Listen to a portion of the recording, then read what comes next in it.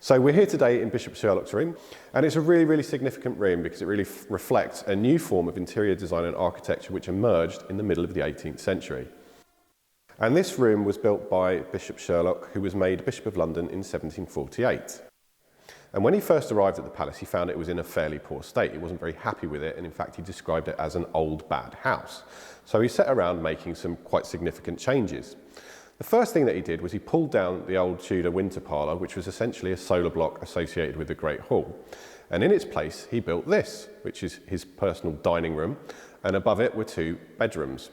So what's actually really interesting about the room is it's described by Bishop Porteous somewhat later, and he was rather keen on the room, as being of precise Palladian proportions, which it is.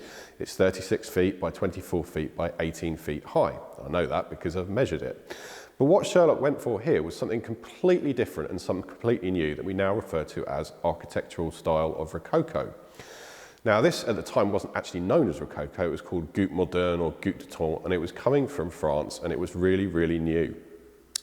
But when we look at the ceiling, we can see it's nothing symmetrical about it. There's lots of serpentine lines, and rococo is very much associated with things like aquatic features and sort of birds and animals, and also things like fruit.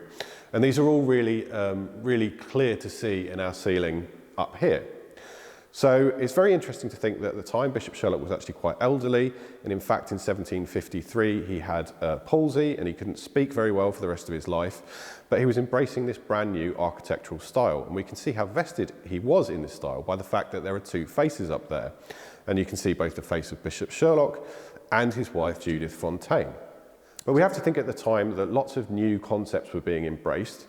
Things like dining was changing, the means and methods of preparing food and how it was served were all changing as well. So Bishop Sherlock's really embracing this new style and this new fashions that were happening at the time.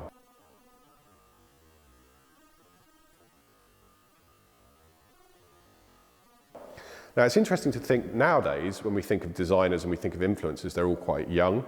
But actually at the time, Bishop Sherlock was rather elderly, but he was taking on these new forms of fashion, and he was presenting them in this room, which obviously would have been incredibly grand. A really significant room in the palace, and one of my actual sort of favourite places to come and visit. It's very bright, it's very airy, and you can see how it would have been an amazing place to throw a dinner party.